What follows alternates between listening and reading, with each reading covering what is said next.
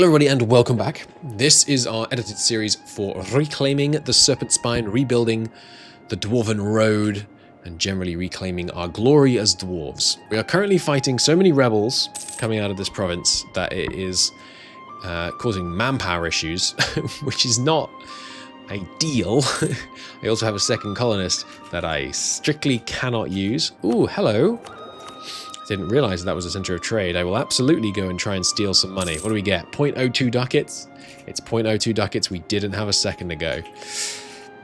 But yes, we're going to keep colonizing. These are orcs. These are ogres.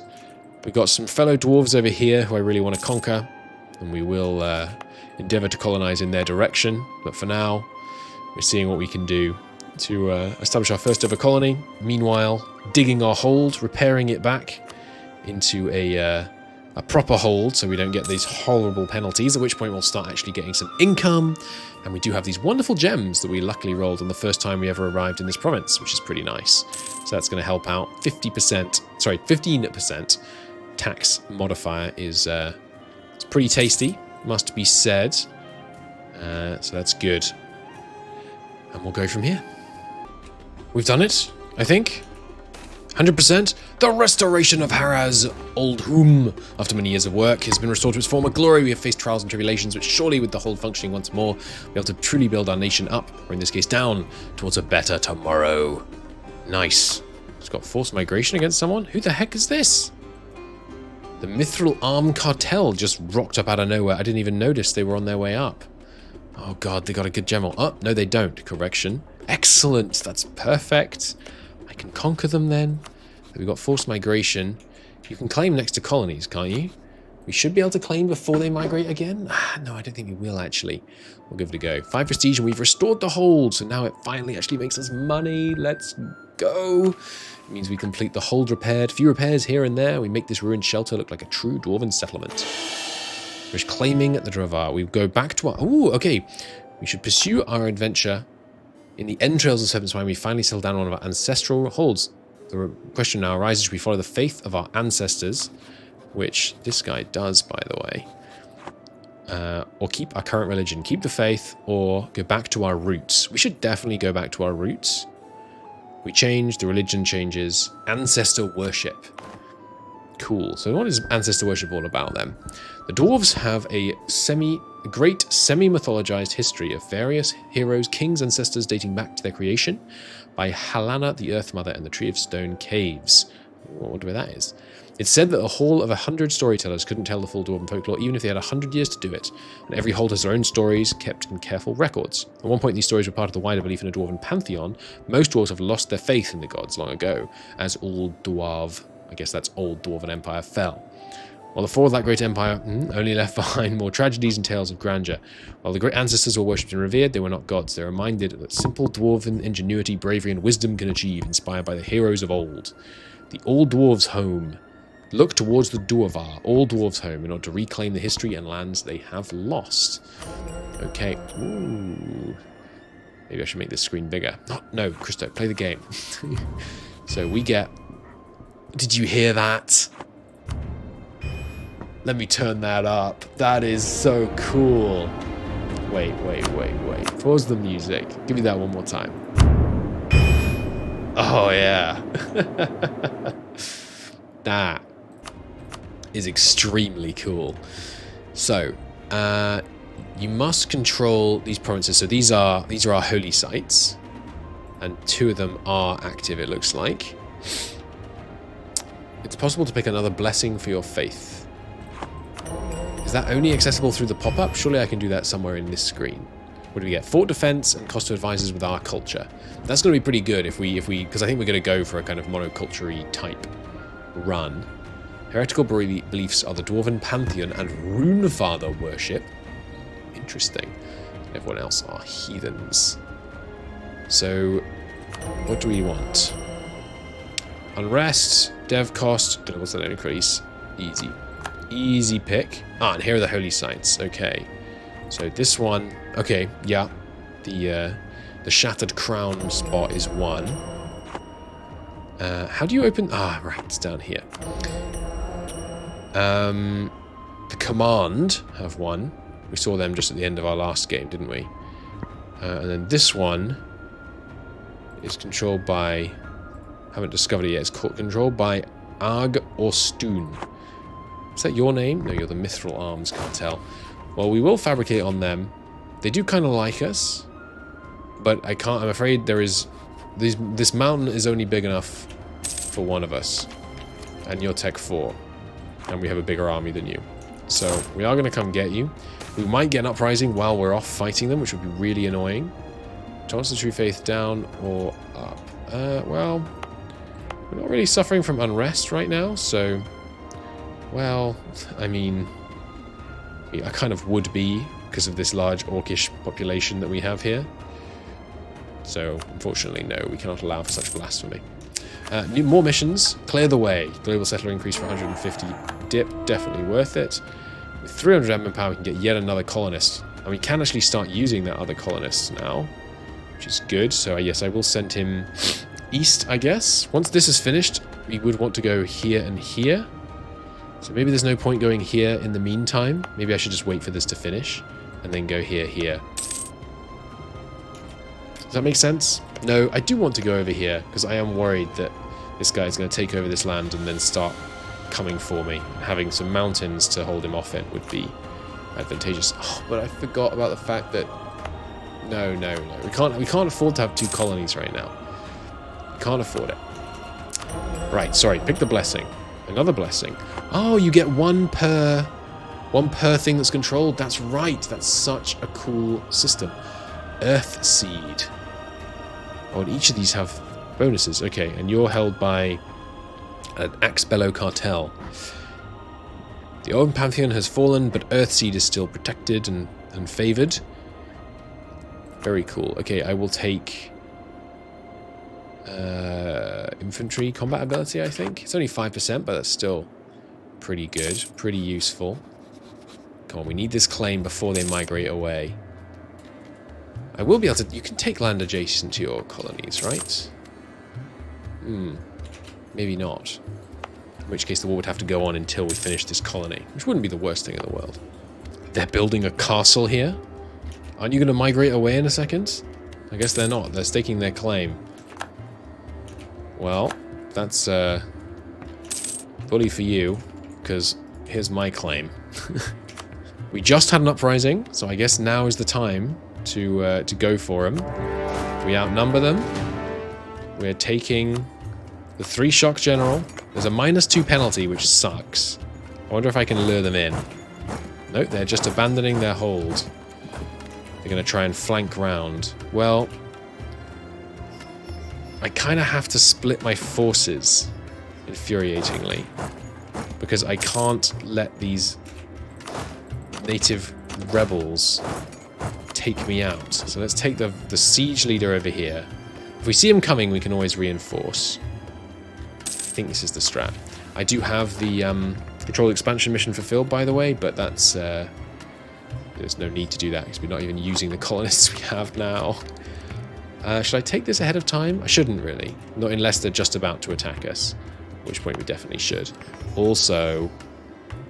Yeah, I mean, not a lot of our manpower is coming from provinces. So honestly, building... Even though building a barracks here would be useful, 50% is not a huge increase on 2,000. The extra 1,000 manpower, it's not that meaningful for us right now, I feel like. I'm already slightly regretting the native policy we went with. Oh, by the way, we have Dwarven administration and Dwarven military, which I didn't show you yet. Production efficiency up, mil-tech cost down, fort maintenance on board with rival down, reduce inflation cost down, and construction time down. But global settler increase much slower. I guess that represents dwarves breeding slower than some species. Improve relations down, and change rival cost way up. Seems very fun. Promote culture costs up, makes sense. Spy network construction down, stability cost up. And then military, we take less shock damage, better siege ability, more artillery levels, better artillery damage, more fort defense, all makes sense. Less of us. We're more expensive, we move slow, cavalry's expensive, we recover, and we're not good at sailing. All makes sense to me. These guys, by the way, haven't made a beeline for this place. They've just bounced back and forth and back and forth. But now, of course, as soon as literally as I'm saying it, they head over that way. That's not ideal. We are going to give chase at best pace, which is not fast, but we're doing what we can. We're doing what we can. Okay, there's the siege one. So, moment of truth. Yes, we can take the province directly. Excellent. Let's do that. Full annex them. Core it up. Jolly good. Now with that done, I think we can afford another... Well, hang on. We should also explore a couple of provinces this way. Let's find out who this is. See how much of a problem they're going to be. They are silver dwarfs, which is just like us. Cool. Wave of obscurantism. Nice. We'll avoid that. Yeah, there's obviously some unrest from separatism, but should be doable. Orcs destroying property. How dare you? Punish them harshly. Get unrest, less tax and manpower. We should probably punish them harshly, huh? It's only appropriate. You can also get this for the innovativeness. Now that the innovativeness is on the line, I will do so. And can I now colonize here? I can. Excellent. Okay, so that is what I will do once we finished exploring and met these guys, whoever they are. Are they fellow dwarves, or are they foul interlopers in our mountain? Let's find out. And hopefully these guys come back towards us rather than founding in there. We'll see. Hello. You are Mountain Shark, a cave goblin clan. Grr. Well, we will need to deal with them then. And Renaissance has appeared. Ooh, I didn't even know Renaissance had spawned. So Renaissance is present here already. Cool. Hopefully it will then therefore spread along the road. Oh, you already have Renaissance. I guess you dev pushed it. Interesting. We do now need Renaissance. 50% more for the next tech without Renaissance. Ouch. Our first self-sustaining colony. Nice. You start with a territorial core on colonies these days. Oh, that's right. When you're it's when they're in your continent, I think they start as territorial cores. So we will keep going. We have the money now to go a bit wider, actually. We could potentially start another colony. Do we have the men to defend it, though? I really don't think we do. So I don't think there's any point taking that mission. Excellent. All right. Just keep expanding. That's what we can do right now. We need to develop the hold more, by the way, before we can dig more. It's only 90 crowns to do the next dig, but we have to have 40 development. Which is making me wonder... Maybe I should drop a encourage development decree here and then dump existing admin into it. Not dip, because I really want the global settler increase and the settler chance. We definitely don't need the final two ideas of this, so I'm not going to take them until we need them for a policy, but I think we can pump our admin points in here, get as much tax revenue as we can out, and also putting in this temple. Only appropriate, right? Having just adopted ancestor worship again, that we put in a new temple? I think so. And yeah, they have settled here, and they're colonizing. So we need to get over there as soon as possible and conquer them before they can develop too much. Before they can actually get wealthy and strong. That will require temporarily abandoning our holds, though. Is there any reason not? Oh yes, right. The massive cost it has. Oh, then no, it's less. Why is it 150 here? I guess it's just less here. Yeah, there are less here. So we could kind of free up half our army by killing the locals here. But it gives you more dev, doesn't it? When you integrate people, or is that just from my... I did take the higher developed colonies boost. That's probably what that was, because we had one event, and then the rest is just +1/+1. Yeah, that's probably what it is. You know what I'm hopeful about? I'm hopeful that these, because this is right now a ruined hold, I'm hopeful that they dig it out for us, so that when we get to it, we can immediately start making use of it. That would be very advantageous. We'll see if we manage that. But that would be... yeah, that would be really good. Ah, yep, indeed they are. They're doing the restoration. Nice. Hey, we got copper. Copper's a pretty good trade good, right? 3 value? Yeah. Very nice. Oh, right, we should go on an expedition, because we have this, both of these provinces are expedition targets. So let's see what happens there. Expedition menu. In this place, it's short, the danger level is copper. Organize the expedition. Whoa! This looks cool. Okay, the danger level is 1 out of 5. 1 out of 3 length. Estimated lost monarch points between 100 and 0, I think is what they're saying. Okay. Expedition party status. Right now they have 105% organization, no supplies, no manpower. Okay. Start preparations. Manpower generally decreases as the expedition progresses. In addition to occasional losses, if it reaches 0, it will end in failure. Raise the morale, organize the troops, prepare supplies, and set the party's share. Reduces periodic morale loss. Interesting. Interesting. I think I'm going to look up how some of this works, rather than just doing endless trial and error. But this is a really cool system. Okay, I've set this up. I'm not sure. We need some supplies, though, still, right? Prepare supplies. Supplies will slowly consume as it progresses. How many supplies do I need? Well, this is estimated loot, not estimated lost. I've spent way more monarch points than that on it. So this seems bad. Hang on. Can I reset preparations? Can I get this back? If I hit reset there, does it respawn the troops? It does. Okay, so I'll show you how this works. Start the preparations, you send manpower. I'm told you want to send about 6,000 men on a short, easy expedition. We want morale of at least 5. Okay, so we'll get 5.4. We want organization of at least 105. So let's do this. Let's do this twice. A bit higher, that's okay. And then supplies. What about supplies? We want 40 supplies, apparently. Well, I'll use mill power to buy them. Let's give this a go, shall we? It's going to cost 65 admin to actually send it.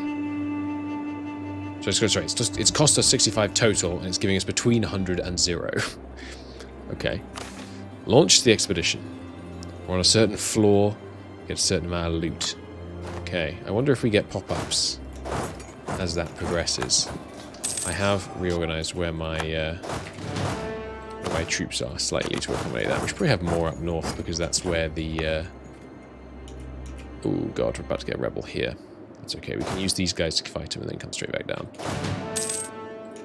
I could also put them on rebel suppression, but I don't think we're avoiding this unrest. I lowered the autonomy here. So, floor progress is none. I guess we get events, but we'll see. We'll see. I don't fully follow how this is going to go, but hopefully we find cool, you know, old Dwarven lore or something, and it's very helpful. Fingers crossed. We'll see, I guess. Orcish skeletons have been found. Our supplies are already down 6%. As our scout climbs through a naval crevice, the hallway is riddled with orc skeletons, a grueling display of savagery as far as the eye can pierce the darkness. Their bones bear the marks of weapons, skulls cracked, limbs broken in twain. Let's see if they have some loot. Sounds like me DMing. Broken in twain. The entire mausoleum has been cleared, not a single coin, piece of jewelry. At least something killed these orcs. Hell yeah. We get some morale. Ooh, Orcish revolt. Adventure party wives. Crap. That's not great. That's not great at all. I am going to attack the natives here, I think. Because I need to be able to have these troops free to fight these guys in a second. How many natives are here? 6,000. So that's going to take... Yeah, when there's that many, it costs loads to be able to do this. We can grant some autonomy to the orcs, or we can fight them. Well, we are, of course, going to fight them. No rising up in my hold. How dare you.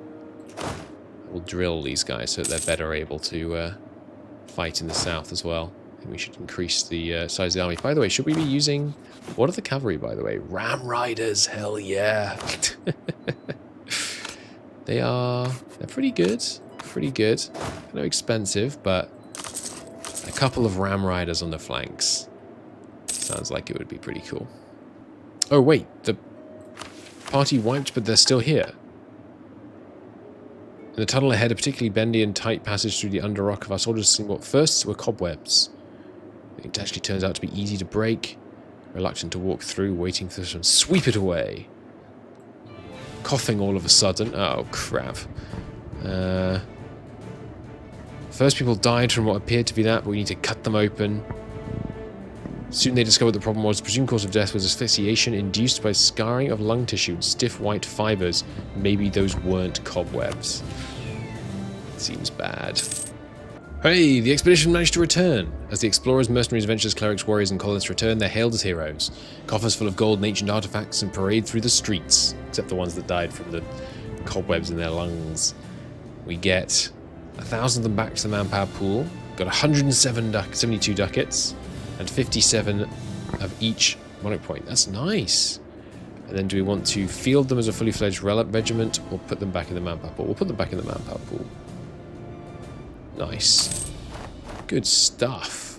So we can embrace the Renaissance, which we will surely do. Although, I guess I don't need to embrace it until it's finished spreading. Yeah. Yeah, I mean, we would want the dev cost, but I think... Ideally, oh, it's spreading so slowly. Yeah, okay. Let's just embrace it, I think. That's fine. Yeah, good stuff. So, I'm going to go to bed, but this episode will continue from your perspective in just a moment. We are still, cutting our way west as fast as possible to these guys. They're up to 18,000 men, Tech 5. So if we can get Tech 7 ahead of them for that military tactics bonus, that should make it relatively easy. They have gone ahead and built a castle, which I have not yet. I just don't think we can afford it. Hopefully our decision pays off. We'll see. Nice. We got faceting. Gem cutters. I need to decide how to pronounce this, huh? Haraz Ordlhum. Ordhum. I made a breakthrough. I'm going to call it Haraz. Haraz made a breakthrough in diamond cutting. Nice. You get local goods produced plus 0.5. And the price of gems goes up to 5. Very nice. What do we have goods produced here now? 1.6. That's pretty good. It's pretty good. I am thinking about setting up another colony. Maybe starting going in this direction, because there's not very many natives until this last province. Which means I could either take out the natives, which also fits the theme, right?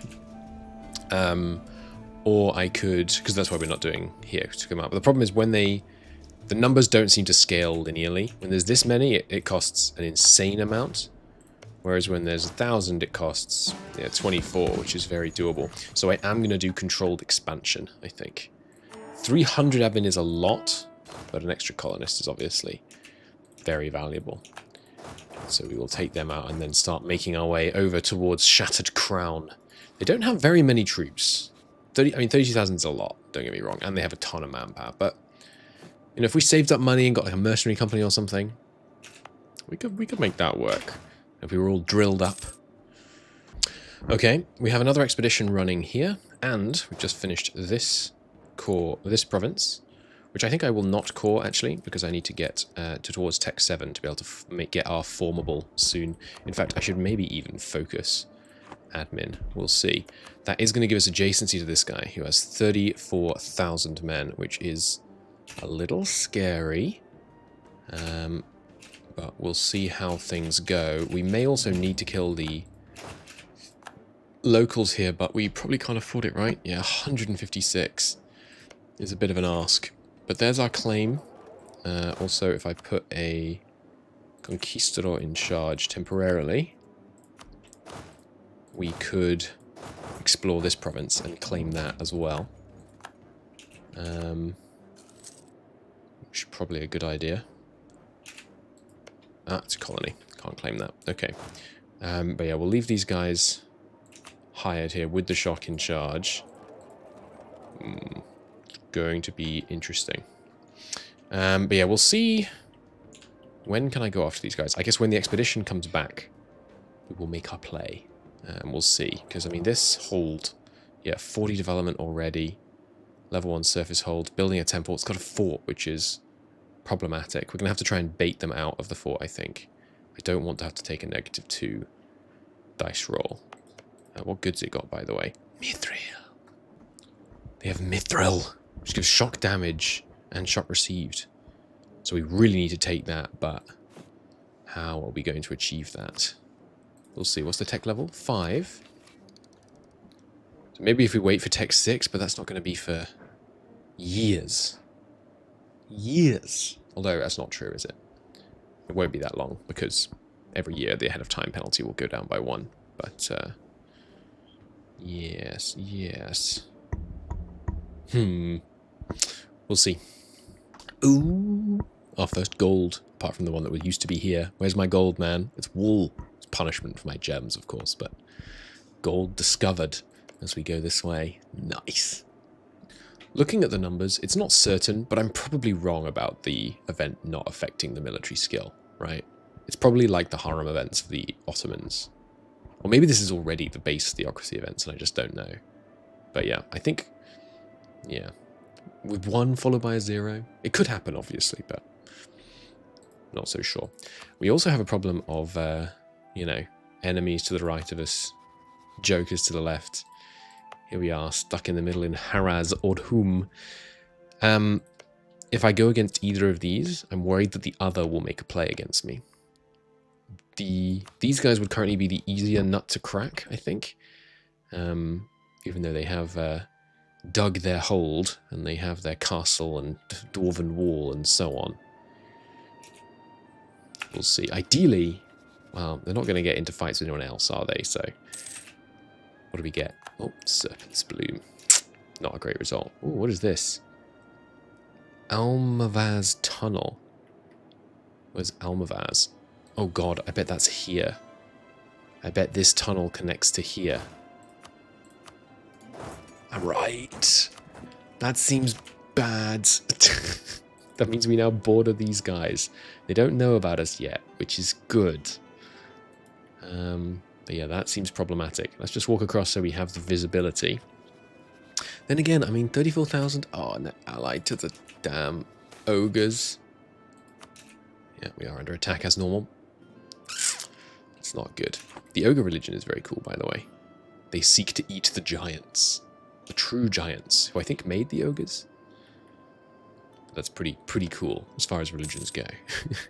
That's up there. A flooded province. During the last days of Dwarven, this province was flooded in an attempt to stop the invading orcs. In order to fix this, you have to repair the irrigation. Ah, that's very cool. So I guess this was the last holdout. Or one of the last holdouts, because we know that a couple of holds survived in the south. It's interesting. So, we're at a crossroads. I think I have to attack the natives here, so I can use this army, colonize this province, which we're already doing, and then go against the Forge Masters Union, because they're the ones that we can more comfortably beat right now. It's the same tech level. These guys have way less men. With this hold integrated into our empire, our expedition, measly little expedition, we will be in a better place. The danger is they attack us while we're doing it. If they do, we're in trouble. It's also going to cost 78 military points to do this, which is a problem for sure. But, and yeah, they are standing there ready to defend the road. But let's give it a go. I think that's the play. Okay, the expedition returns. We will, yeah, get them back as a regiment. And we get 245 gold and 81 of each monarch point. The expeditions seem really good. Whoa, we found the amethyst. While the Dwarves are known for their industrious craftsmanship, it's indisputable that they are very fond of beer. Perhaps that's why the hold of Hul al-Karakazol was so famous. The point where an amethyst symbolizing them was one of the most prominent gems in Dwarvo. I actually need to decide how to pronounce this one as well. Dwarokovron. Eventually, however, the empire fell. The amethyst was lost, at least until now. We have found a truly massive amethyst. Just look at it. How could it be anything other than that? We get yearly devotion, and we get some prestige. Nice. And we get the troop back. Ah, it looks like it rounds down on the number of troops you get. We are also slightly over the number of cav we're meant to have. We're going to need like at least 4 more guys, I think. But look at that. We've got all that money from the expedition. Using the great wealth of this expedition, we can drive them back. We can say, hey, Forge Master Union, no, no, no, no. We're the dwarves in these parts. And they're standing in here in the Dwarven Road, which means there's only a -1 penalty if we attack them. If they retreat to their surface hold, it doesn't actually make a difference, because while it's -2 here, we took this for the combat bonus in terrain of our capital, which means we'll... Oh no, it's a surface hold, not a Dwarven hold, damn it. So yeah, we really do want to fight them here to avoid the -2. They only have 1 shock though, while I have 3, so... They haven't got the tech yet, please? Okay, yes, they haven't got the tech yet. Should maybe overbuild the force limit slightly, in fact. Yeah, let's overbuild the force limit quite a bit, because we've got all this extra money. The reasoning being, we'll just consolidate regiments to get rid of the extra troops afterwards. I never used to use consolidate regiments. Am I right in saying that with base numbers, spending the money to reinforce a unit costs the same as raising a new unit? I feel like I used to think that was the case. I don't know if that's still true. They can't see my army here, by the way, which I think is why they're willing to stand there. These guys should stop drilling. To war, my brothers. We must secure ourselves as the rulers of the Northern Serpent Spine. In fact, with this much money, because we're going to be able to take some off this guy, I actually am going to build a fort in the capital. Because it would be so annoying to declare on these guys, then have these guys come and get us in the back. Plus, by building the fort, we complete this mission, which is not important, but it does allow us to do this, which will give us morale of armies and infantry compatibility when we declare on this lot, which I think would be very useful. They are retreating. Damn, can they see this army? I think they can't, but this, I believe, I could be wrong, but I believe this is one of the extremely rare cheats the AI does actually use, is that they react to units that are 1 province further away in the Terra Incognita that makes sense, than it makes sense for them to be able to do, I mean. I think I'm going to keep that advisor not hired for a moment here. Although, because we've got the last, this is the last one we're going to do. We're going to ignore these 2 ideas for a while. We are probably going to have to fight them here then. Let's see if we can bait them out. Wish me luck. They fled north, abandoning their capital? That seems like a bad decision. I can't chase them, obviously, so now I'm going to have to suffer a lot of attrition to get this done. I mean, that does make my life more difficult. We'll bring in the siege leader, but if they're not confident enough to take the fight, they're not going to get stronger, because that's got to be a colony, not a province they own. Oh, crap. I completely forgot about that. Can you assign generals to retreating armies? No. Nuts. Okay, so I can't bring my siege general in. And now they're going to destroy the damn colony. Alright, we'll just have to send these guys back to deal with the situation. Because this isn't a colony, is it? No, so that's got to be their current colony. Okay, you come out of there. Ah, now I can assign a general here at least. That's good. I'll go there and come back. Do we spend the mill to deal with the natives here? There's so many of them. Does it cost more to kill the natives the less large the colony? I think it might. They shouldn't rise up again until when? Oh no, that wasn't a natural rising. These guys moving in here might bait them to come and attack us. Because the problem, you see the problem, right? I'm basically fighting a war against both the goblins here and the dwarves to our north. I think we're just going to have to do this and eat the manpower hit. We're losing, what? 1% of 24,000 per month right now. Yeah, I mean, that's not terrible, but it's not ideal, that's for sure. Our first gold colony, self-sustaining, love that. Already a load of unrest, because there's a large orcish and goblin minority. Are we, not to put too fine a point on it, but can we do something about that? We can purge them, we can expel them, or we can focus on them. I think I won't do any of that until we flip tag, because I'm hoping what we can do, again, not, you know, not morally ideal, but what we can... You see that guy? Where was he going from to? What I'm hoping we can do is increase the size of our labor force using these minorities. I don't know how that works, but we'll find out. Yeah, so this one has 0 people in it, so we don't need to worry about raids there, which is nice.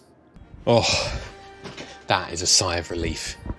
We win the siege right as I am forced to dispatch some forces east, which means we would now have a defensive attack. So if they happen to be marching in to attack us because they saw that I had to dispatch forces to deal with the goblins.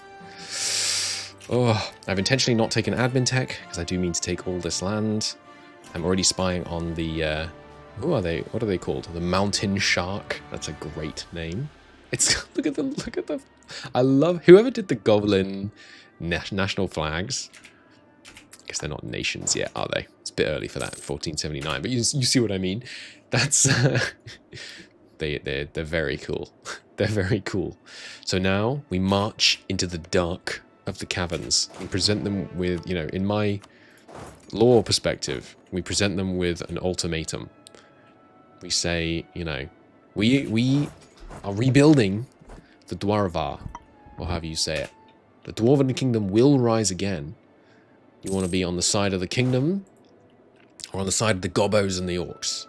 You can surrender right now and give me all your land. That's fine. I'll be okay with that. I will be a benevolent ruler. You don't have any fragments of the crown, do you? No. Yes, I'll be a benevolent ruler. I promise. But if you don't surrender, unfortunately, we are going to have to come to blows. Yeah, they didn't surrender. -2 terrain penalty, and they have an advantage in the shock phase. It hurts. It does hurt. But with Cav flanking, our rams flanking their sides, that is GG. Boom. Boom. Nice. For the first time since the campaign started. Oh, and their freaking Regent Court. Oh, this is going to be a problem. This is going to be a serious problem. For the first time since I started the campaign, I now feel like, okay, we've got our fort holding gates. We've got our developed capital. We can do this. We can do this. I think we'll be okay. Production efficiency for 20 years. Yes, please. I'll take that. And cannons have been invented. I have to imagine our early cannons still suck, even though we're dwarves. No, they have one pip is, you know, similar to a infantry in terms of actual damage done, as opposed to morale damage. It's not terrible. Oh, this wasn't actually a colony. Interesting. Let's march up here. Are you over the force limit? Or are you taking attrition? No. Okay, cool. Okay, so we'll get it all caught up. Can I still take the admin tech with that? I can't. We're at tech 7. Please still be at tech 5. Oh, they teched up. It's unfortunate. But we still have an advantage over them. And the numerical situation is... it's not untenable. I think we can do it. If we can take a third hold, we're away to the races. This place is making us no money right now, but it will soon. So this is a damaged hold, I guess because we occupied it and took it. But it's still level 1. So do I have to repair it? No, this is still... oh, it is fix a hold. Yeah. So because it's damaged, but it's still... it's not infested, it's just damaged. Okay. And it's making iron. Fine, perfectly good trade good. Nice. It's in our trade node. Yep. Good stuff. Oh! Shattered Crown knows we exist. Well, I will counter-rival them, but that is not ideal. This is a Dwarven hold, though, so we would only have a -1 to attack into it. 83 dev. How do you have 83 dev already, man? A trophy pile. There's not even any orcs living here. Oh. Oh, that's a problem. Once this place is... I mean, yeah. The intolerance, the unrest... we need to be able to convert these people. Are we even going to be able to convert this? Probably not, are we? That's not ideal, is it? Okay, we can literally convert it with a bit of stability, maybe. And there we go. We have our fort built, so never again. And now we can have the ancestors smile upon us. Can you say the same? And if we dig, oh yeah, we could probably dig actually, can't we? Ah, no, because you need 40 dev. And I kind of need to be able to attack the natives here, unfortunately. Currently I haven't actually got anywhere I feel capable of sending my one of my colonists, so I have them just trying to increase the development here, which seems like a real waste, but it's just going to cost too much to attack these places. Once this one's done, maybe I can go here and here, but it's going to be a little while. We have to go after this guy. We have to kill this guy before this guy gets a chance, well, A, to ally with him, but B, to cause more problems for us. Which means I have to attack the natives here, which means it's going to cost 182. Oh, and yeah, under attack. We're fine to drill in their face, which is good. So that means they won't rise for a while, right? Because they just came? Yeah, they won't attack for a year. So I think we just roll the dice, because we have land on both sides of it. It's not a terrible deal if we lose progress on that. I think we have to just go and launch the attack. Just see what can be done. Which means... yeah, the Navy. We could definitely do with a unit of artillery. And then overbuilding just to ensure our victory, I think. Peasants rising up in our capital. In my roleplay perspective, these are definitely the orcs. Because we have been getting a lot of tolerance events and haven't been being very friendly, shall we say. Which is obviously not... they're not loving life. The reason we've got the one cannon, by the way, is just so that we can... oh, hey, nice. Just so that we can siege a little bit faster. Orcish ambushes. Oh, crap. Watchtowers. Appease them. No. We will build watchtowers. It's going to cost quite a bit of manpower, which is just when we don't want to be losing it. So now we have the same problem. If we attack these guys, what if they attack us? But it's going to be challenging. I guess I need... and they've got a fort here. A Black Orc war camp. You can't build anything there, effectively, but you get a bunch of bonuses. It's a ruined hold. Yeah, we're going to have to build a fort here, I guess. It's only a -1 dice roll, but... nice, colonist rush. It's a very good event. Okay. But yeah, I can't be paralyzed by fear. On to Mountain Shark. Okay, we march in. We've got pretty good numbers. 30 versus 35. We got 3 shock. They've got 2 shock. I'm hoping they try and attack us. Because I don't want to take the -2 penalty fighting them here. Yep. I would much rather take the -1 penalty fighting them here. And in fact, yes, by all means, split your army. Wait for these guys to lock. Oh, you fools. You goblin fools. I was going to say outsmarted by my superior intellect, but they just... they just fled back that way. But you are not going to be able to run past this fort. So we may lose occupation here, but that's fine. Because we caught them here, and that is a stack wipe, if I ever saw one. Come on. Nice. Now they're here. We should be able to catch them. I bet they can make that move faster than we can make this move. Yeah, correct. They're going to field someone here on the 21st. Okay, by all means. I'll be there on the 22nd. If they go in, now that we have the numbers advantage, I'm less worried. Oh yeah, right. Do I take this? It's for 25 years. We're going to have to fight these guys in the next 25 years, aren't we? So yeah, let's not hold it in reserve. Let's go for it, I think. I am spending development here. I should definitely use encourage development next time we do that, but okay, I'll be here on the 25th. It's fine. We'll still catch the army. Excuse me? Oh, is it next month? Damn, it's next month, isn't it? Oh, they're moving in. Didn't catch them. You know what, actually, we might as well just fight them in the hold. Because we get +1, they get -1, and in fact, they are retreating. Okay. That being the case, let's split up thusly. Bring the siege leader with us. And, of course, that cannon. Not you. leave one infantry behind. Oh, that's not a cannon. The cannon's in the main army. That's just the siege, I think. The thing that pops up when you're besieging a province. I thought that was our one cannon regiment. That's funny. We will occupy both of their provinces behind the lines. Although, maybe it would be smarter to let them recruit troops in them, but... this works. So we're going to take, again, hefty amount of attrition. I shouldn't have taken that, should I? Because we're going to need to core this land. Interesting. So we can try and convert, which we should do, because it will split the Mithril Arm cartel separatists into Mithril Arm cartel separatists plus... Wait, why are they Mithril Arm cartel separatists?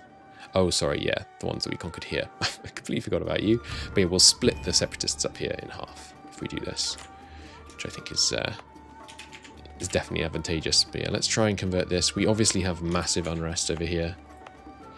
We will state this, and then we will give Religious Unity Edicts, try and get that done. Those are our occupations. So do we risk splitting the army? Oh, where did I put the siege leader? Oh, he's here. You muppet. Do I risk splitting the army to try and avoid some attrition? I think I do. But not so much. Yeah, we'll keep the riders in reserve. Just a few of them. I really am worried about the Shattered Crown lads, basically. There we go. Got that province. Nice. There's nowhere really for me to colonize right now. So I think we just hold the colonist in reserve, save the money for a second. Yeah, we'll see. I'm also considering, should I be re-rolling provinces? Not by saves going, but by just waiting until we get a good... What's that? What's that mean? Oh, I think that means there's coal here. Should I be colonizing these to 400 and then stopping and going back if we get Serpent's Bloom? Maybe I'd rather we got, you know, gems or iron or anything else. Maybe anything but Serpent's Bloom. Serpent's Bloom is manpower, but the base 3 value versus 2.5, it's not a crazy difference. I think we shouldn't do that yet, but we will do it once we're a bit more secure. Once we have Serpent's Crown, if we can ever get Serpent's Crown, which is not a given. Oh, they're closing in on us on all sides. There's orcs here, colonizing up towards our cave. We're going to need to secure this province, I think. Although, given the fort is here, we'd always be falling back to here. I guess we just have to hope they do a show superiority CB when they eventually come for us, which I feel like is inevitable. Why did I occupy this province? Did they enable... How did I occupy this province? Did taking the fort occupy unoccupied provinces next to it? Oh, no, they unconditionally surrendered. Okay. I thought they didn't go with that. Like, they beta tested that, but they never actually implemented it. Okay. I'll have all your land, please. This is not going to cause aggressive expansion much at all, because it's entry monstrous. Take a bunch of money off you. First, just check. Always check. You got any gems? No gems. Alright, gimme. Now, that is going to leave them as rebels in this province, I believe. We'll send our own colonists down, I think, to finish this thing. So it's almost done. No, it didn't leave them as rebels. I think their army might be here as rebels then. I'm not sure. We'll see. And yeah, coring all this is going to be a little painful, but that's 37 dev we didn't have a second ago. It is, of course, damaged, so we'll need to repair the hold, but that's okay. It's still going to make us a bit of money before then, and a lot of trade power, and mithril. Haha. Excellent. Excellent, excellent, excellent. So now we go back to actually colonizing for a bit. And the question is, does it make sense to attack these guys early or not? I mean, right now we literally have no way to do so. I don't think they will attack us without bordering us. So I think we have two objectives. Number one, economically develop as best we can, including developing our holds, repairing them, colonizing. Two, establish defensible points, so here and here, to hold off the orcs in each direction. Number three, more exploration. Head south, try and find some freaking friendly dwarves. Not like these nasty dwarves we found up here and here who just wanted to fight. We could do with a dwarven ally to the south. That'd be good. And obviously stay ahead of time on Miltech. Those are my objectives. That's kind of game-changing. We just got access to a bunch more mercenaries. That could be extremely useful in an early fight against these guys. Ooh, and there are special... What's that? That's a Mithril Royal Guard unlocked. If you are Amild here or Uldwarov and you own that province. That's really cool. That seems fun. We should definitely try and get special Dwarven mercenaries unlocked. You know, the good thing about all these uprisings from the current inhabitants of the Serpent Spine is every time we beat them, we get a bit of army tradition. So our army tradition is actually pretty great right now. In fact, it's probably good enough. I might spend to get a new general. We're still going to be able to get to level 8 on time, I think. He's not great, is he? One more? Neither great, but still. I should have waited to make it to 60 breakpoints, you muppet. Oh well. I am also going to stay over the force limit, I think. I think it needs to be done right now. Oh, someone's here. So immediately I am concerned that someone is here to be discovered. Let's see. Another expedition target. Oh yeah, that's right. We should be launching more expeditions, shouldn't we? Just need to purge them there. That's a bit better, but it's still not ideal. I decided we need another conquistador to explore faster, but it's still not ideal. We spent a lot of monarch points on stuff that's could be better. Oh, maybe we found new friendly dwarves to the south. Have we? Heck, yet more freaking cave goblins. Okay, and what is this? A dwarven hold with a road to the King's Rock, it looks like. Quite a big one, but not very many men. And only Tech 5. We're expanding a little quick for my my manpower's likings, but I really should fix this hold. But I think I am going to press on. I think we can afford to. Yeah, I mean, manpower's a concern. These guys... Oh, sorry, yeah, I was saying they're not going to attack us until we border them. They do border us right here. Crap. I forgot about that. Well, it's dangerous, but we have to, you know. And they will know no fear. That is just what we need. A local fortification expert in our gate to the world. He will absolutely be allowed to stay home. 25 local defensiveness till the end of the game. Yes, please. The local dwarves, both from here and from here, were threatening to rebel while I was going on a glorious expedition to the south to try and expand, to perform necessary expansion to secure the future of dwarf kind in these parts. So I have provoked both of them to rebel and wiped them out. Thus end all enemies of the future Dwarven Empire. Let this be a lesson to you. Dolan Orcslayer, with a morale of armies bonus, will brook no disobedience. Likewise, our goblin enemies to the south, some people should know when they're conquered, etc., etc. They get a -2, I get a +1, and we have cannons. You imagine how terrifying cannons would be in a dwarven hold. That would be quite a thing to see barreling down down the cave towards you. Just massive flashes going off at one end, obliterating forwards. You guys don't have a magical ruler, do you? It suddenly occurred to me, and a chill went down my spine that they could have a magical ruler. They do not. That's good. All right, to war. Obviously, all these wars are badly delaying my move towards uniting and forming this new nation, but yeah. Does them rising naturally trigger the cooldown? It does, I think. Excellent. Alright, let's do this thing. We have equal numbers, but they have 2 tech levels behind us, which is pretty darn good. How's your tech level, by the way? Equal to ours. That's not great. They also have a claim right here, a permanent claim.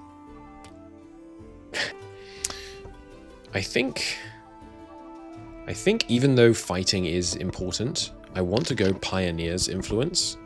Just the settler chance and the global settler increase should just let us scale faster and faster. Don't get me wrong, I love the idea of army drill, but I think advisor cost down is nice. Devotion is good, because devotion is often an issue for me. Especially because we're going to have some unity problems. Although, yeah, I think that's the way we're going to go. No fort in this hold, by the way, which is very good news. They are currently doing digging operations. We should probably repair this hold as well, actually. We could probably do that now, in fact. Why can't I do this? I have to be at peace. Interesting. Why do you have to be at peace? Ooh, and that's 500 crowns. Oh my god, why is it 500 crowns to fix? I guess because it's bigger. That's crazy. Owned by non-subterranean race. No, it isn't. You need to have a Dwarven majority. How do I get dwarves here? Maybe the other mission tree will deal with that. Or maybe it's about culture converting it. That's bad. Well, this guy's country's bigger than I realized. I should look at the... Holy crap! They're humongous. Interesting. Okay. Well, that's potentially very good for us, because it looks like we are going to win this war. Nice. Whoa. I suddenly see a whole load of stuff. Because it's been 50 years, I guess. Okay, what's this? Oh, is this the, like, this is like the human hold that we saw in our previous game. Okay. Are you dwarves? Can I tell from the shape of your buildings? I don't think so. Yeah, we can see the extent of this hold now. We can see there's someone else over here. Interesting, interesting. Ooh. Blade Breaker. Hello. You appear to be expanding into my land. We're going to have to prioritize colonizing in this direction. Cut them off. That is, that's unacceptable. They're not very big. They are winning wars, though. It's not ideal. I really don't want to increase serfdom. Well, actually, that's good. Moving people to the city is fine by me. In fact, 40 dev.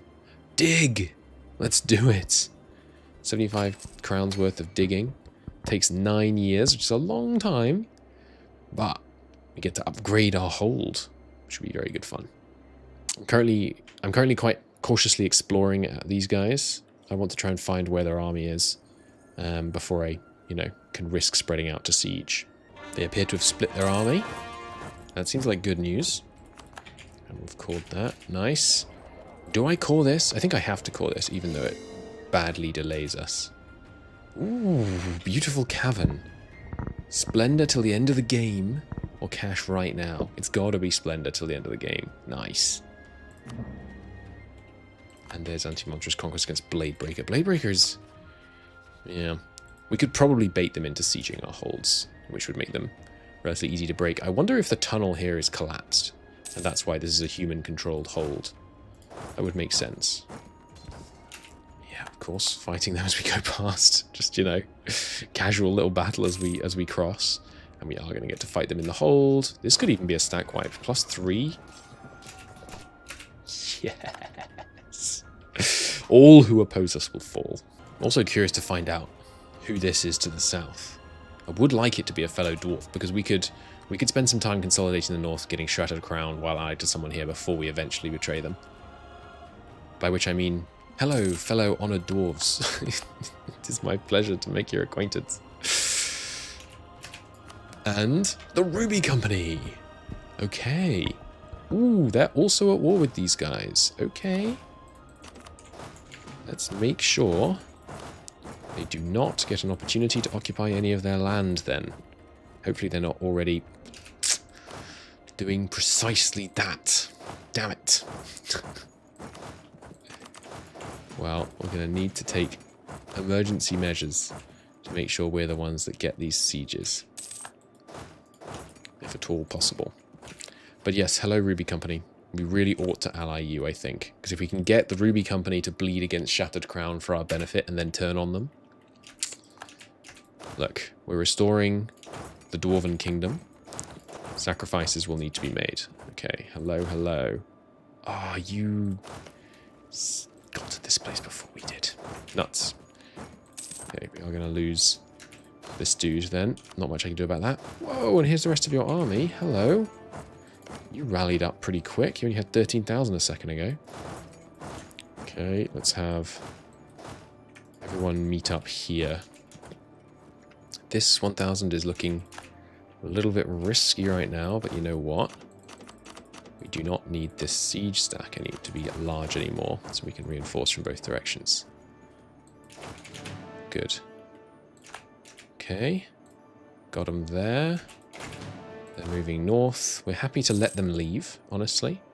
If we have to not take 2 provinces, that's obviously not the end of the world. And now they've fled from that direction. Get them there. Okay. Dwarven army, Goblin armies defeated. Provinces occupied by us, mostly. So I guess we'll just not fully take all their land. We weren't going to be able to anyway. But we will take enough that these guys can't reach the rest of their land. And in doing so... Oh, there's someone to release. Spider Wretch. Good name. But yeah, we will take up here so that we can keep expanding along the road in this direction, hopefully. But yeah, this means that the Ruby Dwarves can't take any more land. Should be good. Initiative Gridlock. Ah, that's not ideal. I think I will eat the reform loss, much as it hurts. But yes, there we go. It's going to take 330 admin to core, which, trust me, hurts a great deal. But I think it's got to be done. We are also unlocking new people we can reform as, by the way, but I'm going to stick with this just because the whole slaving, orc slaving, Dwarven kingdom kind of vibe seems kind of interesting to me.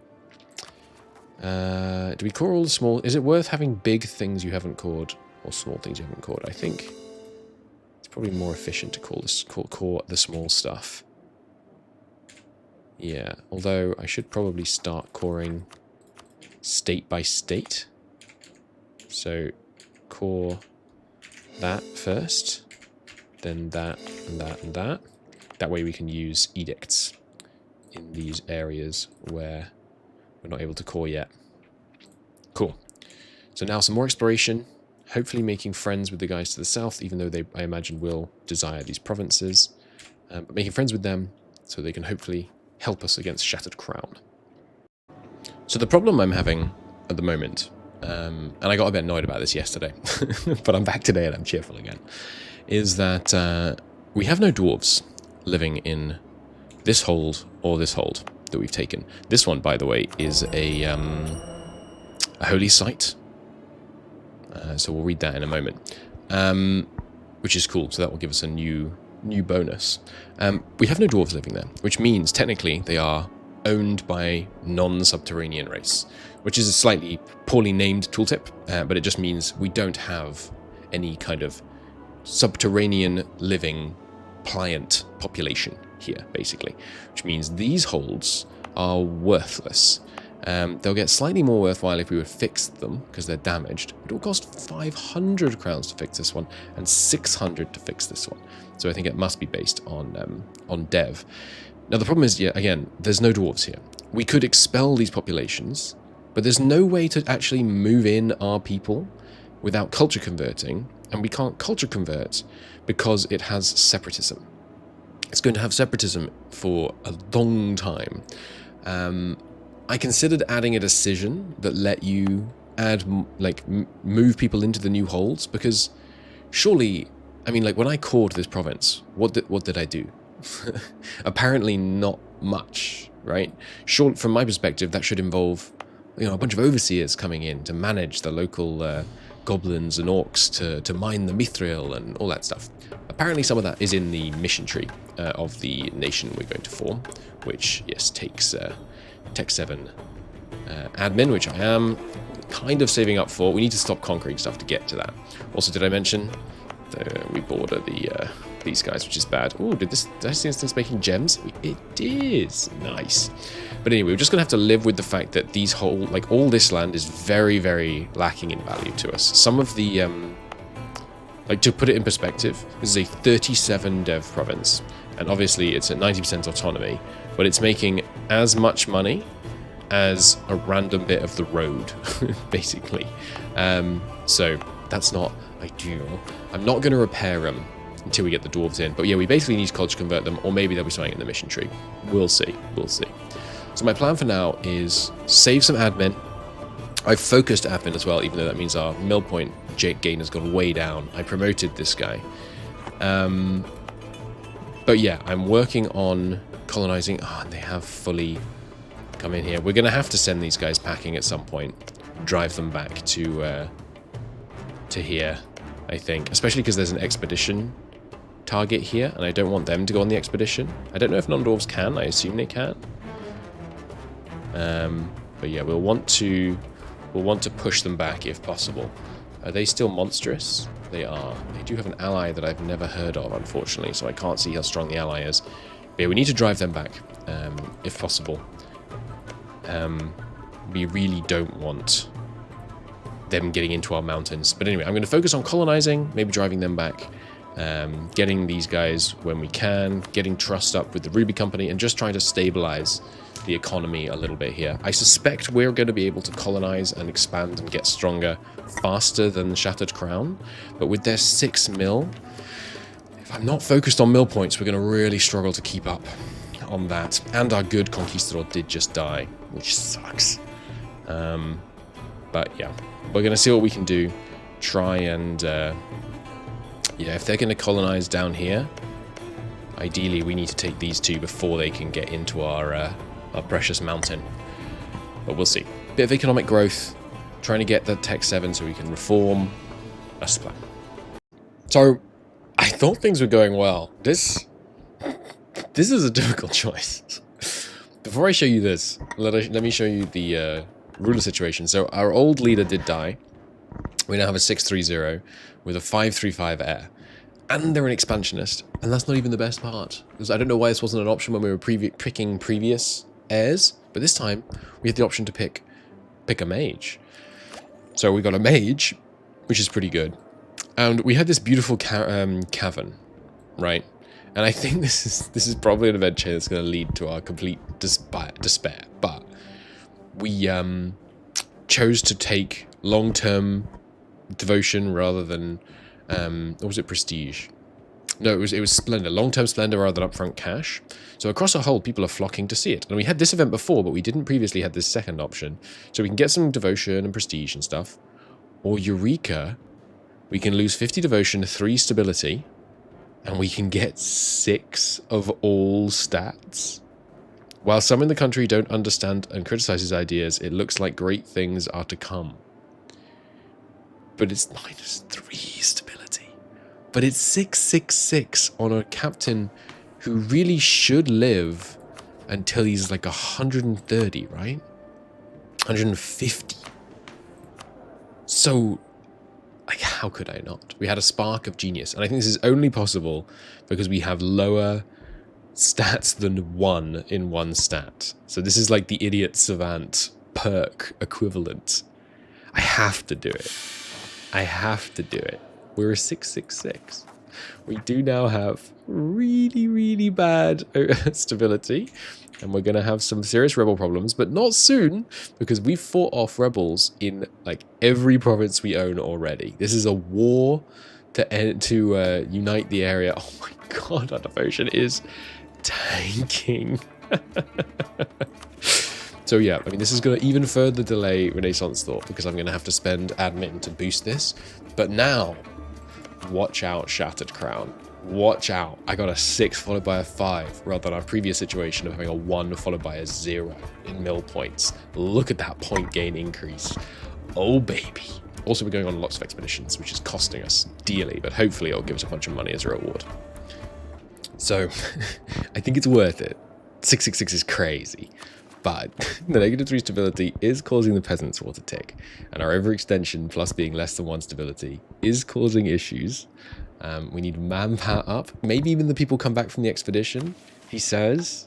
Hopefully they don't all just die. It's a medium, harder expedition, so we sent more people. But we might get bonkers amounts of loot, which would be sick. So we'll see. we'll see. But I'm saving up my admin to boost stability after we finish coring this. At which point, hopefully we'll be able to bring things back. Oh, also, I can't dig here. You can't dig deeper in more than one hold. It seems like until you have centralized hold operations.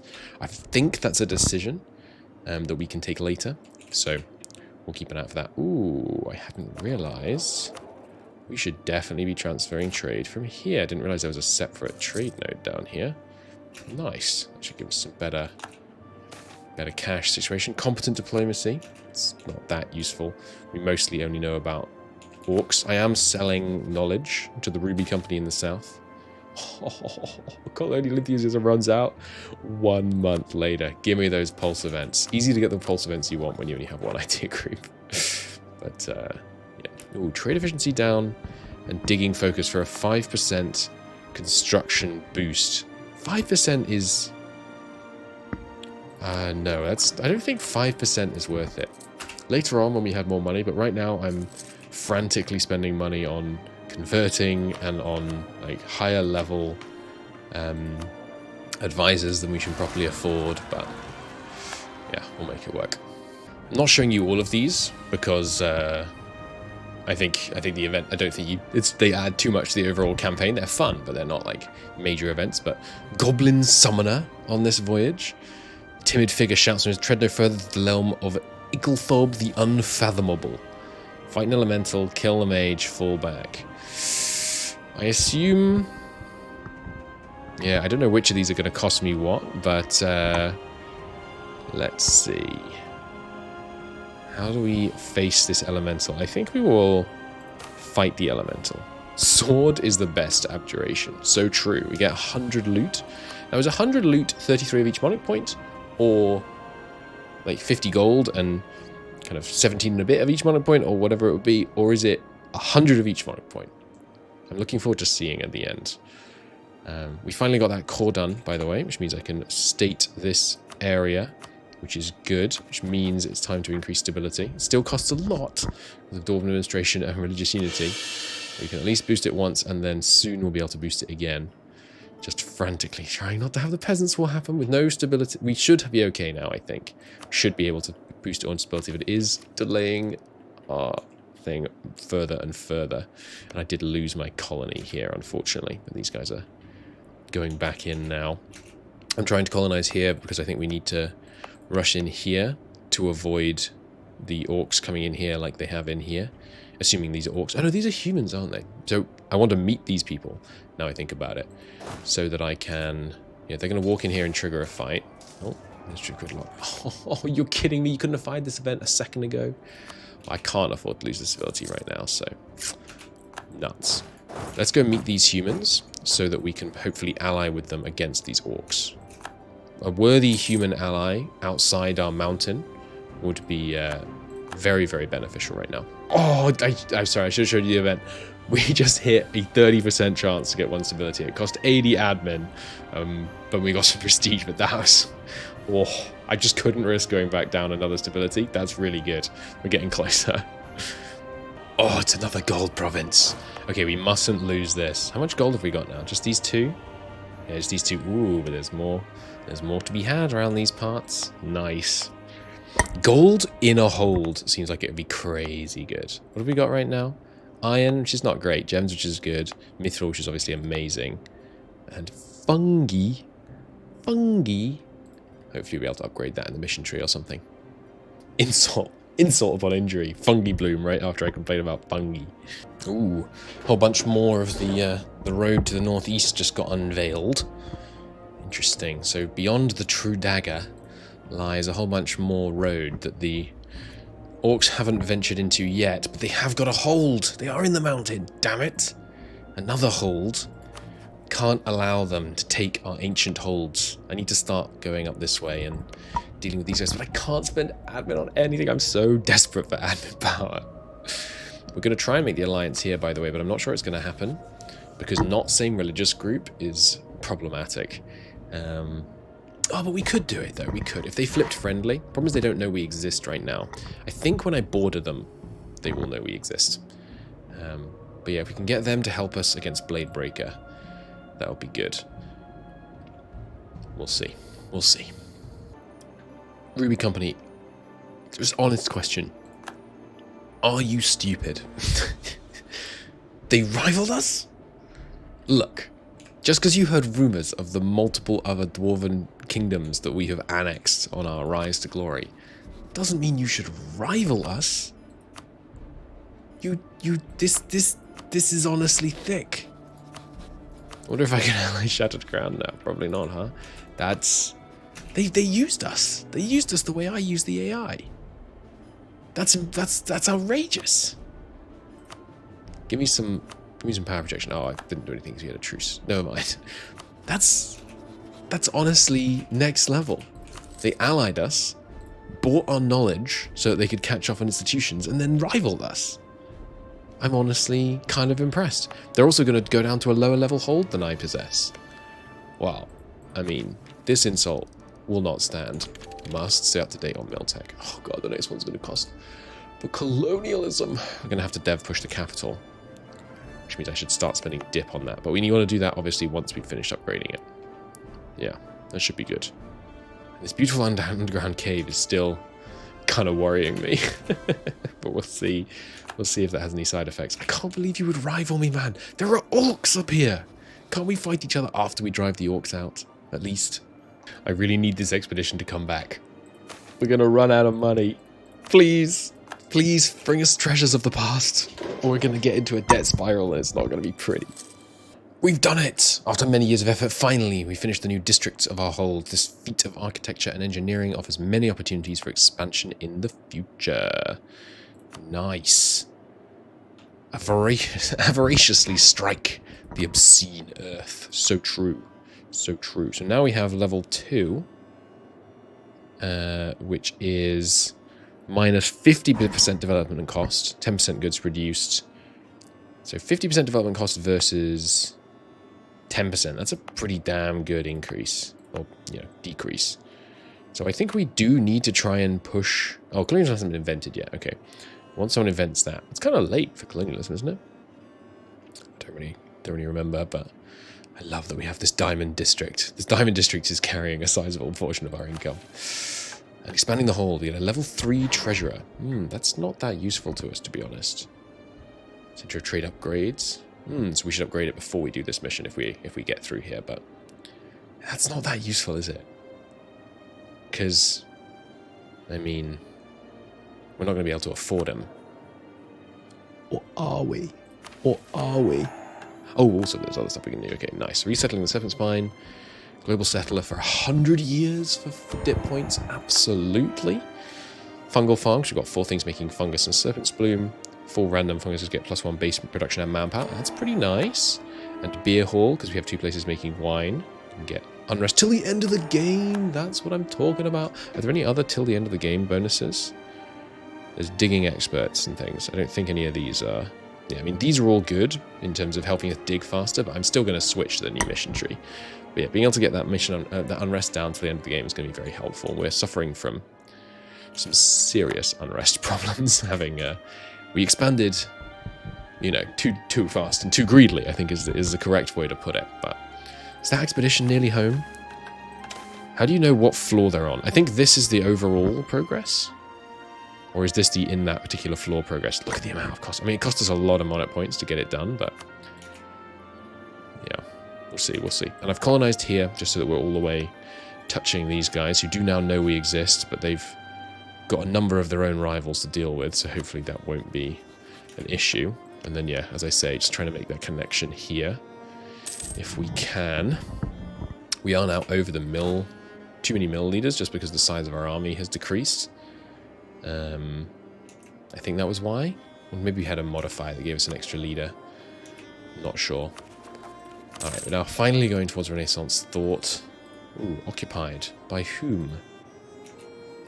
Who's occupied this province? Or is that just rebels? Is that just rebels in the Terra Incognita making it look less black? Because normally it's black hatch for rebels. Not sure. Not sure. After this one's finished, I think I will start going up here.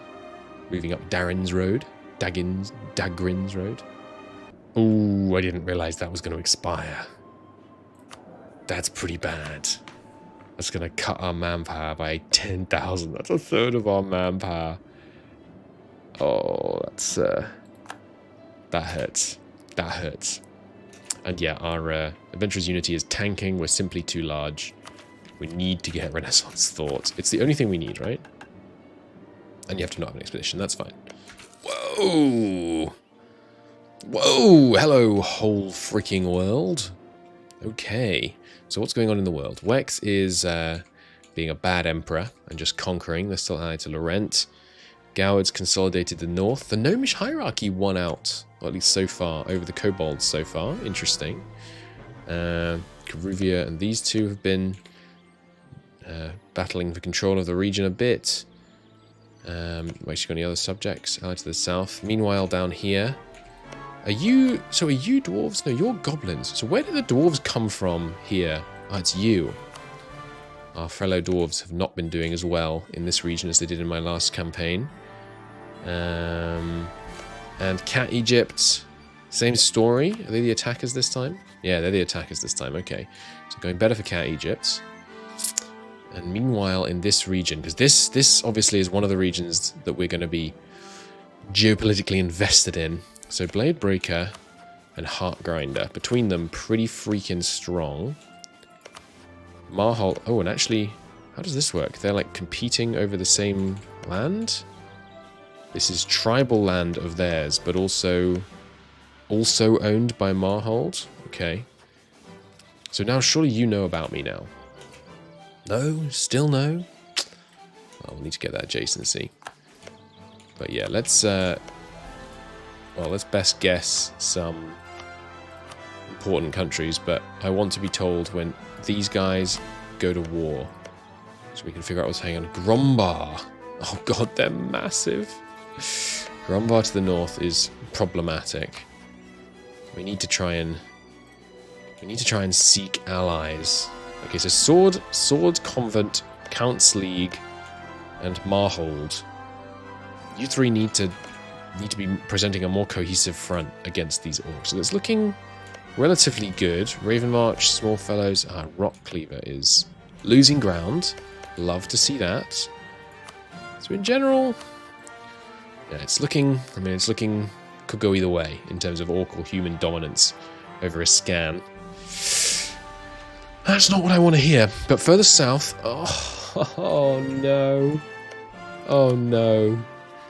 The ancient remnants opened the doors and tried to expand out, and it looks like catastrophically failed. Thieving Arrow, the cursed cave goblins. But there is a still surviving dwarven remnant down here. That's good. We have 4 Diplo slots. We should definitely try and ally them before they ally Ruby Hole. This Ruby Company or something. Plus there's a mission that will give us some more trust if we can get that done.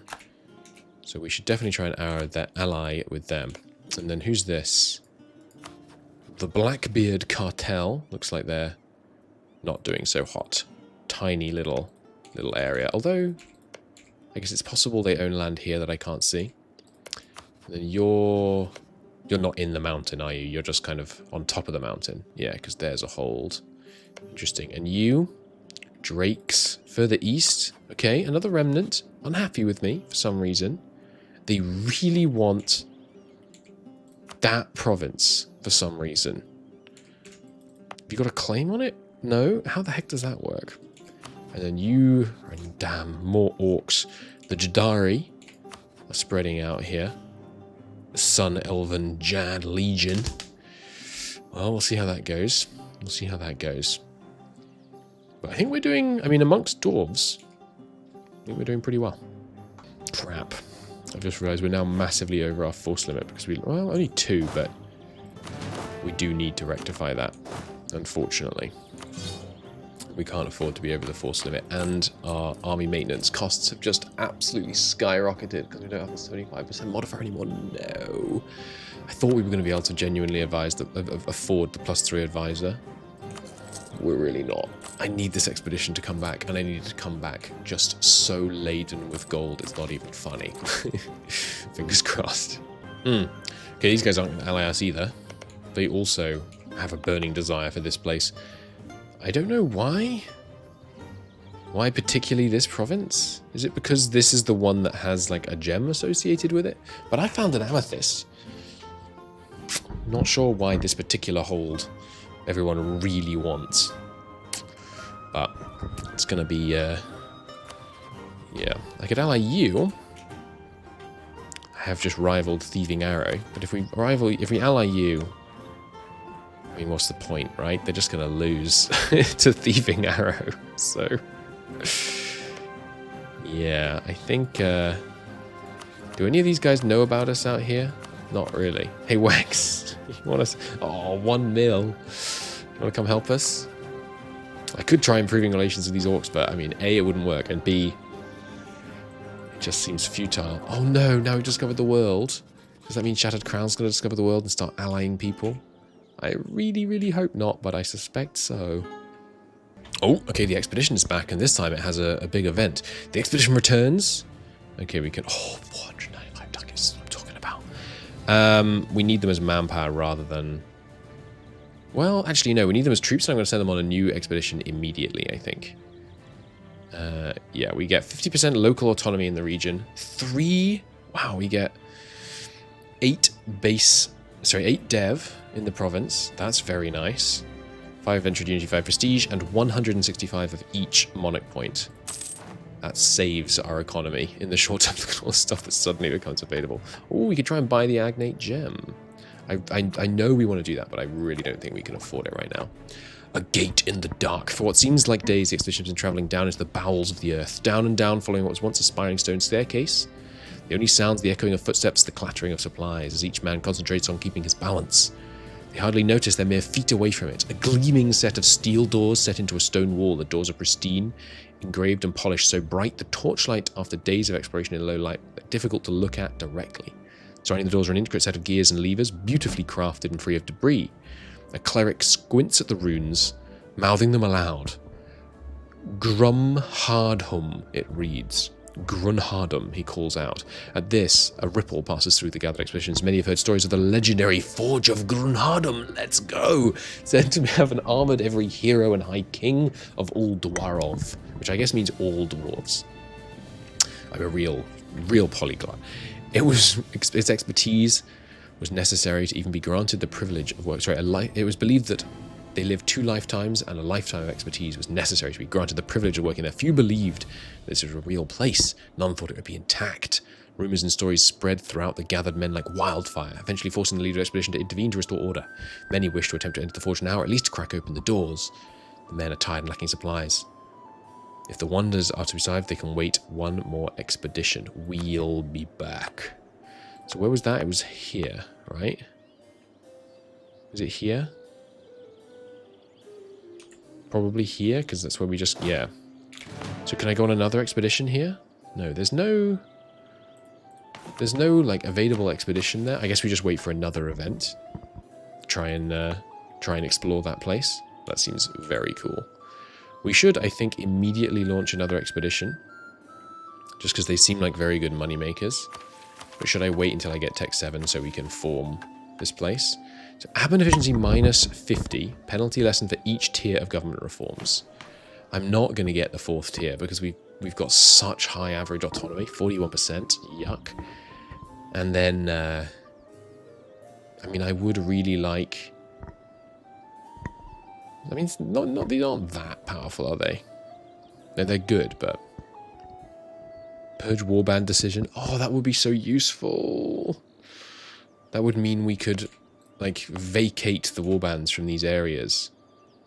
And then take them ourselves. That would be really useful.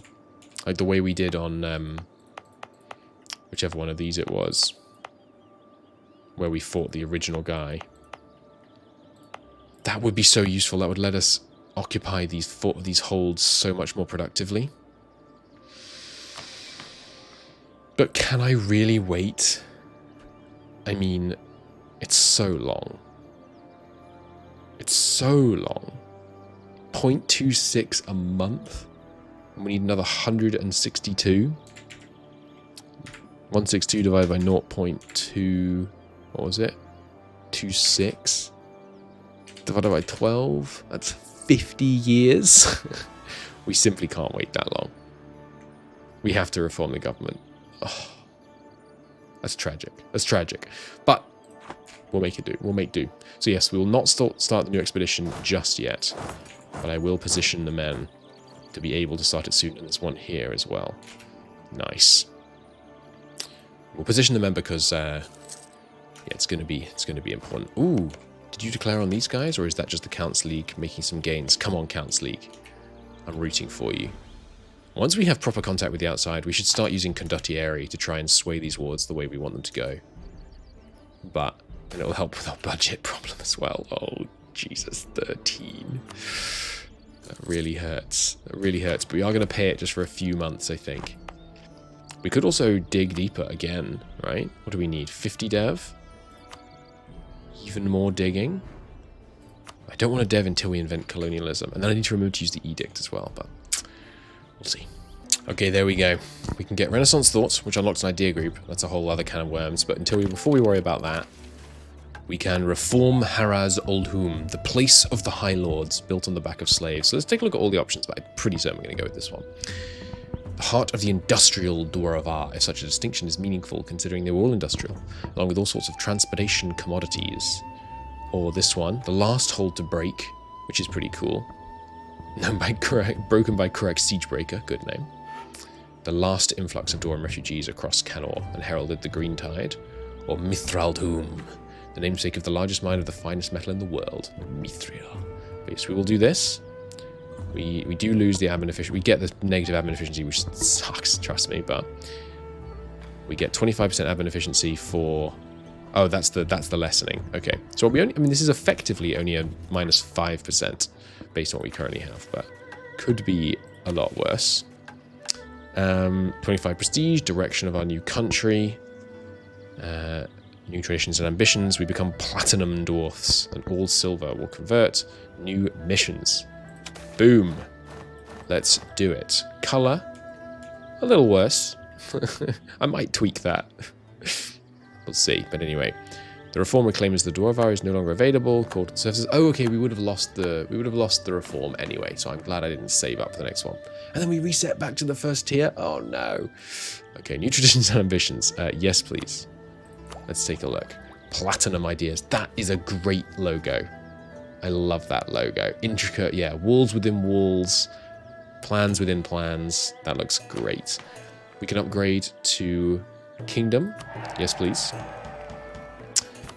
Oh, and we get estates now. Okay, and we start with really high state land. Very nice. Stone Keepers. Great name. That's very cool. Okay, so new missions. Relatively short tree, but that's fine. Restore the West. You have to have 8 provinces. You get a permanent claim on a whole bunch of stuff. Let's have that. Where is it? All the way just down to here. Stuff we've mostly already taken. No problem. Our Mithril rival. We have to have owned the Dwarf Road, and then we get Platinum Grudge, Morello armies, and a permanent claim on Mithraldom, and that we already have that. Eyes on the prize. Once we convert it, we get Mithril and Platinum. And Harris Orthum gets a permanent claim on Amdil, which is this dude, right? No? Let's go areas. Where is it? Amdil. Oh, it's the crown. Okay. Gives a permanent claim on that. Excellent. And then if we claim the crown, the rise of the High Lord, we switch the culture in the area. Let's go. And the religion switches. That's really good. That's extremely good. Now, a grand reopening. With a diplomat or statesman advisor of skill 2, we discover Abencost. All non-monstrous countries in a scan will like us. That's a very cool idea. Okay, so I could get this guy and then promote him. It would be expensive, but it would be really useful to know about Abencost. Sorry, for Abencost to know about us, because then potentially they could ally us. I don't think they would want to, but it would be helpful. You get some prestige, and then if Abenkost likes us, the return of Clan Azra. Ah, yeah, because we're the expedition, but we could get the actual people back. With the restoration we complete announced our reclamation to the surfaces. We must be able to house our returning kin. That does seem cool. That does seem cool. And we get colonists and settlers because they're coming home and Anbennar. Yeah, okay. Definitely want to go for that. Platinum Vengeance. Impudent greenskins. Have one of the following. Racial focus on orcs or goblins. Yes, let's do that. We currently have way more goblins than orcs, so we'll focus on them. Does this cost 50 dip? Sure. Let's do it. Gonna get more events about them.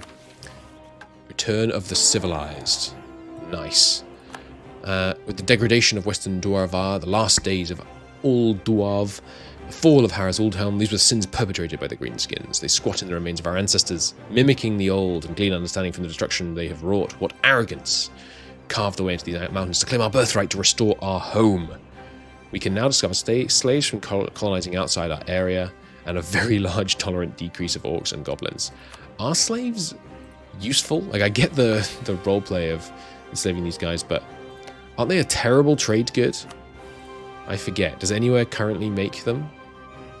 Do the orcs practice slavery? I don't know if we know of any. Ah, here we go. What are they worth? See, they're terrible. Maybe we'll get some bonuses that increase the value of them, because that seems like a strict downgrade on every other trade good in the game, which is a bit weird, right?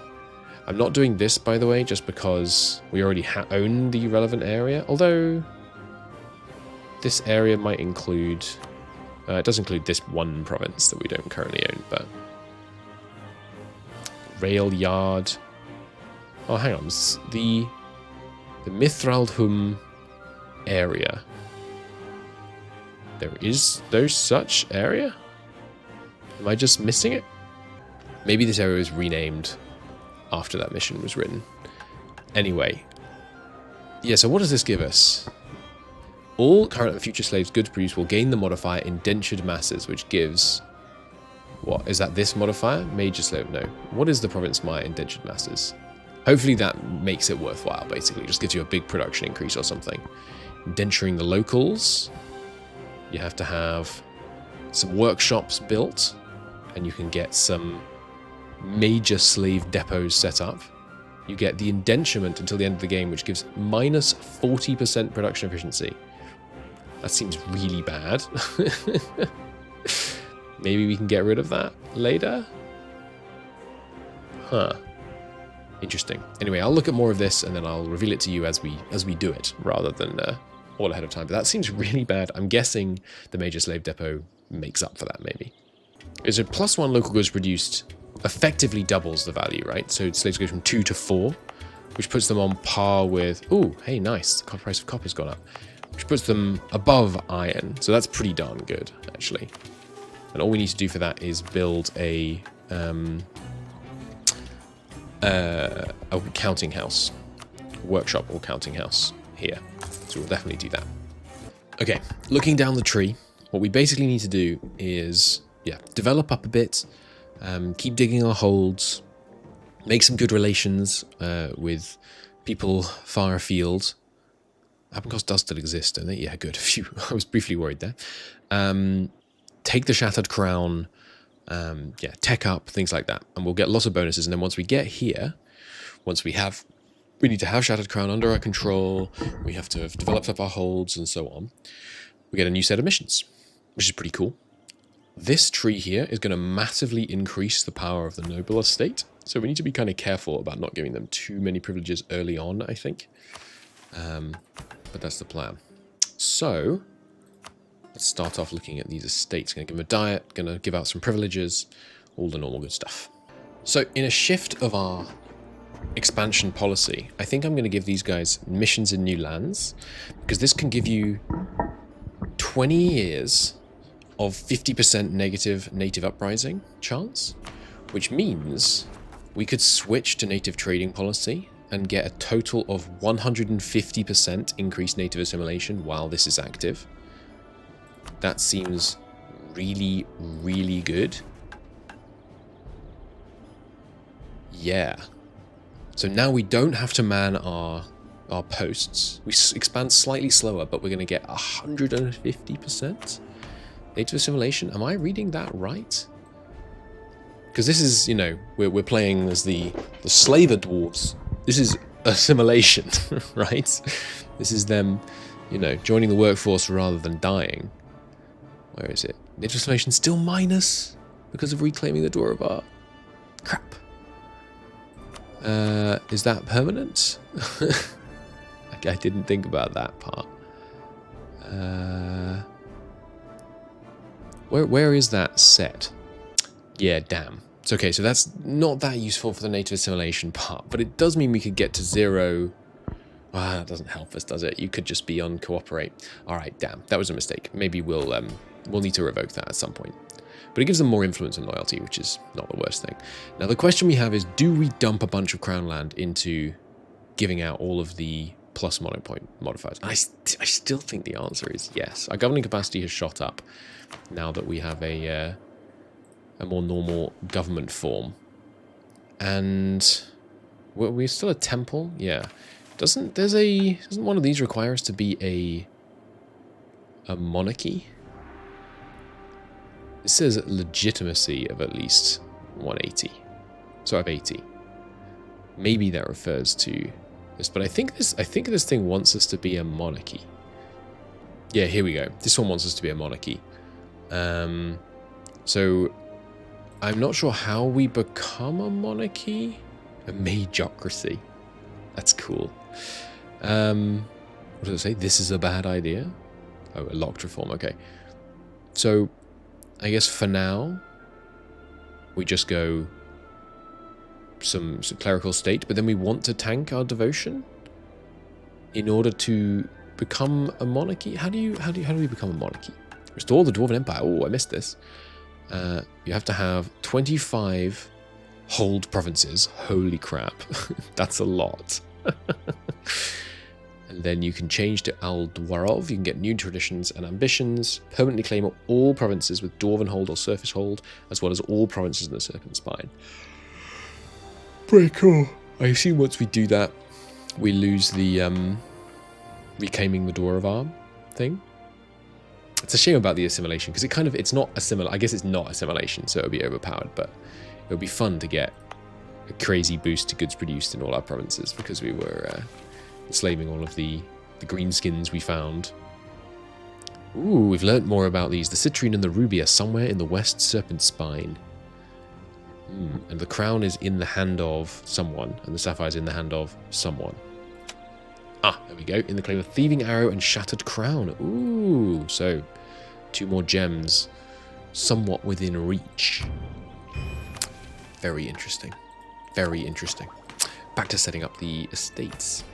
So I've done the estate stuff, and I did, as always, I've given away way too much of our crown land, but that's okay.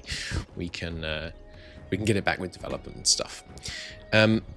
I'm not sure how we go to be a monarchy for this. I imagine we get an event. I'm surprised it's not a decision, but I assume we get an event. Maybe it's only when we... I mean, yeah, Rise of the High Lord. That sounds like the kind of thing that would make you a monarchy, right? So I'm going to assume we don't need to tank our devotion, because I don't think it's not like Republican tradition. If you tank your devotion, you don't just become a monarchy, I don't think. So that being the case, I am going to take clerical state, national tax, and make the clergy more loyal. I don't want to be forced to be a duchy. And I don't want to... Is this right? Are forced into mage-only mode. I guess that means all your rulers are powerful mages. We will keep the mage power full power, will not have the artificer estate. Yeah, no, we're not. We're playing dwarves. We'll do that some other time. We're going to do clerical state right now. We're listening to our ancestors. Oh, and I can instantly get some more. I didn't realize. Nice. Now this is interesting. Settler chance 10% is good, and a 50% native uprising chance is also pretty good.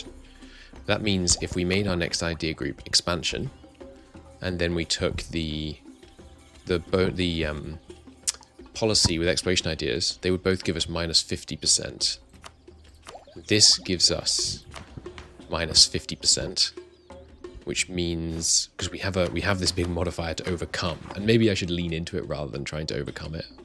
I'm still kind of conflicted about that, but right now the uprising chance is -20 because of New World missions. Sorry, -50. Yeah, -20 because of the -50 from New World missions. So, but then yes, okay, it's actually 0 because assimilation of the natives is a temporary modifier. So if we took that and the policy, we could get native uprising to 0, even while being on the suppression policy that gives us the 20s global settler increase. That's pretty sick, because we're not going to get the assimilation. I'm giving up on the assimilation. Okay, I think we've got to do that, right? We've got to lean into... manpower recovery speed is nice. Constructing stuff and tolerance of the true faith is also really nice. And sure, missionaries would also be really good, but we are on a mission to civilize, so it only makes sense. New rulers will educate an education event for future heirs. Interesting. Rulers live longer. Stacking the advisor cost down would be nice. We also do have a lot of people that need converting right now. Are we going to need to do lots of conversion in the future? Probably, because there's going to be a lot of goblin areas around here that need converting, and you can't culture convert when it's the wrong. Yeah, so we need some missionaries, I think. Advisor costs down would also be nice. I've been stacking up the advisor cost reductions from the estates, which is pretty nice. But yeah, I think we will go missionaries. The missionary maintenance cost down is also going to be a lifesaver. So that already, yeah, that puts these into kind of very much doable. And now, the missionary maintenance. This was like 6 ducats a minute ago. Maybe that was because we were in expedition. I'm not sure. The future reforms, we'll look at them when we get to them. It's worth noting that these are going to give a whole bunch of privileges to the nobility, including even more monthly military power, which I very much like the idea of. But yeah, so what's the plan now? Back to a bit of economic development. Actually coring this stuff up will make us way richer. Hopefully establishing an alliance here. Maybe making contact with our kin over in Anbennar. And then, yeah, eyes on the prize. We need the... Why do they have 13,000 men? Is it because they just civilized by stopping being monstrous? Because I don't have the monstrous thing anymore. We got to jump on this opportunity. They have 13,000 men. Okay. Forget all previous instructions. To war. But the problem of doing these edited episodes recorded across several days is I forget how long they are. I think this one has ended up way longer than I intended. But we'll call that the end of part 2. We have formed Haraz Oldhum, and the Shattered Crown will be ours, hopefully. In the next episode, we will... This place has 3 development? What happened to all the development here? I thought this was like a developed Dwarven hold, but apparently not. Bloody hell. I guess they consolidated it into this one or something. There was development here, wasn't there? Maybe I'm just forgetting. Anyway, we will have a crack at the Shattered Crown, which I just feel like it's going to go terribly, but we'll find out. Have they caught up on Mill? Yeah, they're still...